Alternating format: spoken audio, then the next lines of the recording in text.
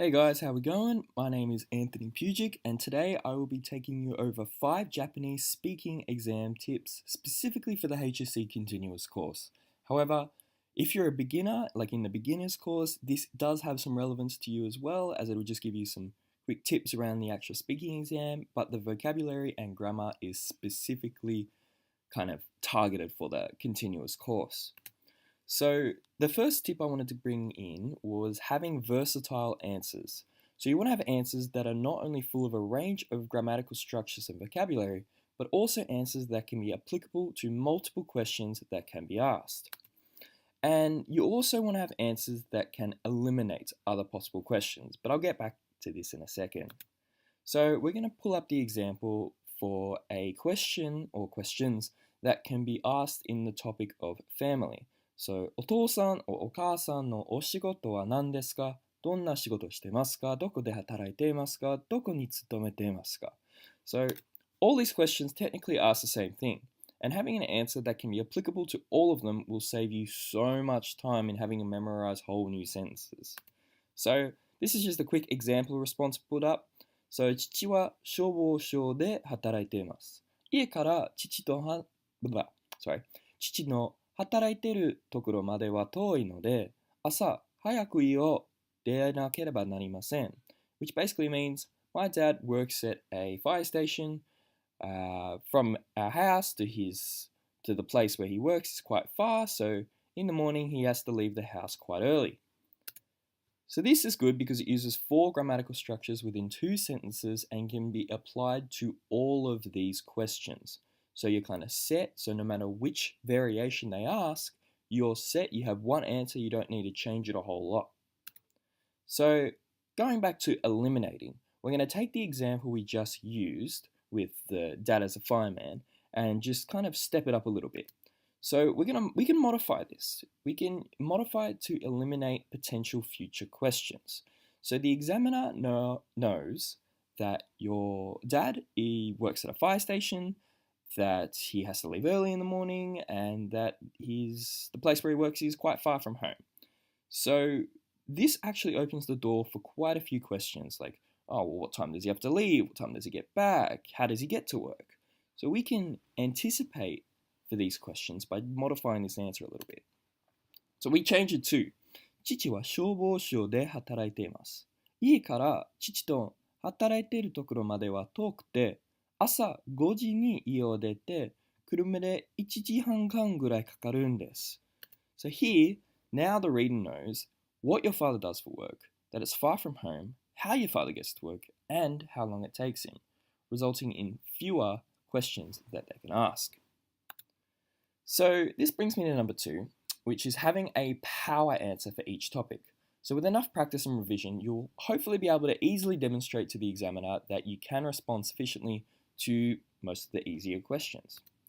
So this is where they can start asking you some harder questions and even ask questions in a way that you hadn't prepared for.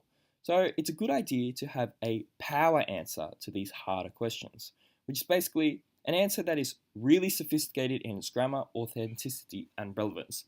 Now, of course, you're going to want to have this in all your answers, but for some questions like, do you have any pets? It's not like you can go into a full deep answer with tons of grammar.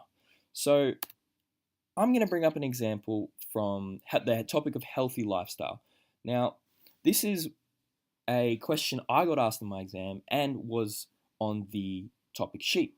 So, 健康のために食べ物に気をつけてますか? So, do you watch what you eat to have good health is what it roughly translates to. And this was my response. はい、気をつけています。できるだけジャンクフードを食べないで、栄養がある食べ物や健康的な食べ物を食べた方がいいと思うんです。食べ物に気をつけたら、体がもっと強くて健康的になれます。So, which roughly translates to, yes, I do. I think that eating nutritious, rich and healthy food as much as you can instead of junk food is best. If you watch what you eat, your body becomes stronger and healthy. So here, it was a power answer because I've used 7 different grammatical structures that are used to make an authentic and somewhat deep, sophisticated sentence. You're putting your opinion on something, you're stating facts, you're obviously showing a bit of passion in what you're talking about, and that's what I mean by having a power answer. And there's usually about one of them per topic. So don't panic if they ask you something difficult. It's a really good sign. It's actually a sign that your examiner knows that you're finding this quite easy and they want to test you on harder stuff. So it's good to have a handful of sophisticated sentences marked by your teacher kind of stored away. You're not going to be asked many of the topics, but you never know when you will have the opportunity to show off the knowledge. Alrighty, so 3. This is where you want to lead the examiner to ask the topics you want them to ask. So your examiner starts asking questions about a topic you didn't particularly study well for, or you have better answers for another topic that you'd rather them ask. Be flexible and guide their questions. So your examiner only has 10 minutes to test you. They won't go asking random questions from a bunch of topics. They're going to stick to a few topics and draw their complex questions from your answers. So you want it to be a topic that you're confident in. How can you do this? All right, so this obviously works best in the early minutes of the exam, as you can, from the get-go, put it into a topic you want and hopefully draw out the sophisticated questions of which you can answer confidently from. So say the examiner asks you a question about cooking, such as 家でよく料理しますか? But you would rather have questions about, say, like study or future plans asked. You could answer with something like this. 家よく, man, can't even speak Japanese anymore. 家よく料理しません。ここ3年になってから料理する時間がないんです。来年大学に行きたいので、今楽しいことをするより勉強した方がいいと思います。Which roughly translates to, no, I don't often cook. Since starting year 12, there hasn't been much time to cook because I want to go to university next year. Right now, I think it's better to study instead of doing enjoyable activities. Now, obviously, I didn't think of this on the spot. You can, if you can, that's awesome. But sometimes they're going to ask you really, really tricky questions that you don't really want to answer and you'd rather have another topic on. And it obviously doesn't have to be this sophisticated, but the ways you can try and mold your answer into the topic where you want them to start asking questions from is really, really cool. So the speaker now has incentive to ask about your studies or future plans as opposed to cooking, because you've kind of stated that you don't cook, so he's obviously not going to go on and on about that.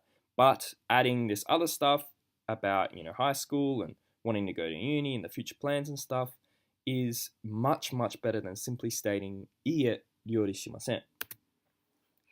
Alright, so that brings me to number 4, which is you got to anticipate curveball questions.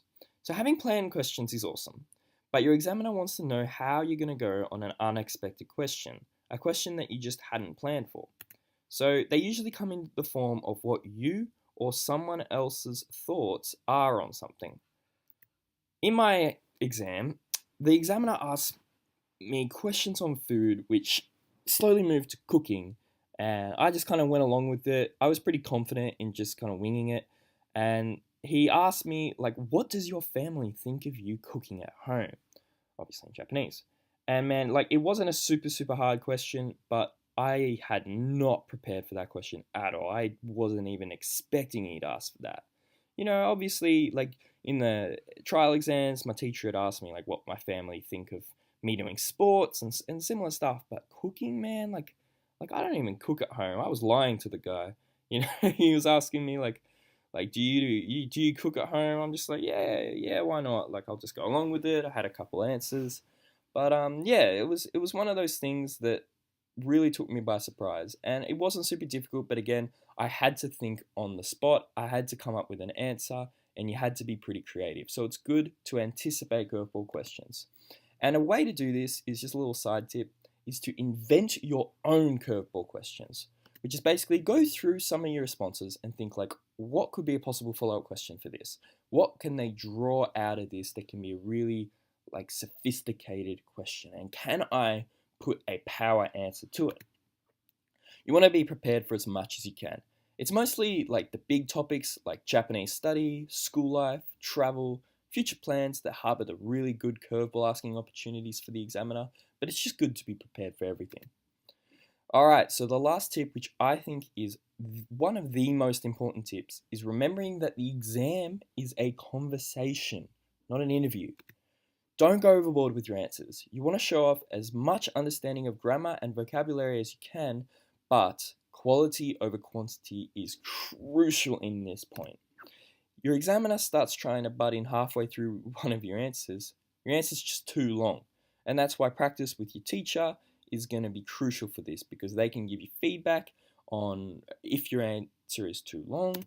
So another thing is just remembering the little things. Saying ano instead of like don't be super Aussie with it. Try to put on a stereotypical Japanese accent, like ne, and kind of saying like so desu ne. It just keeps the conversation flowing and authentic and shows more of your knowledge, of the culture of Japan, sort of, I guess. Anyway, another thing that's kind of ties back to the whole quality over quantity thing is grouping grammar structures together. Now, I'm going to go over this in a bit more detail in another video, but just a quick example you've probably seen me use a ton of times is taho ga ii to omou. Now, where you can use this, it is super, super awesome. You're using 3 grammatical structures in a really, really short sentence, and it's awesome for stating your opinion, putting in your sophisticated answers, like your little power answers, and it's just good. You can even use the yori hou ga ii to omou desu to add 4. It's just dependent on where you want to use it, but it is really good. Will get you plenty of brownie points. So thanks, guys. If you have any questions or want to contact me for kind of private tutoring, hit me up at Facebook at Anthony Pugic, or give us a request follow at Instagram at Anthony_Pugic. Thanks, guys.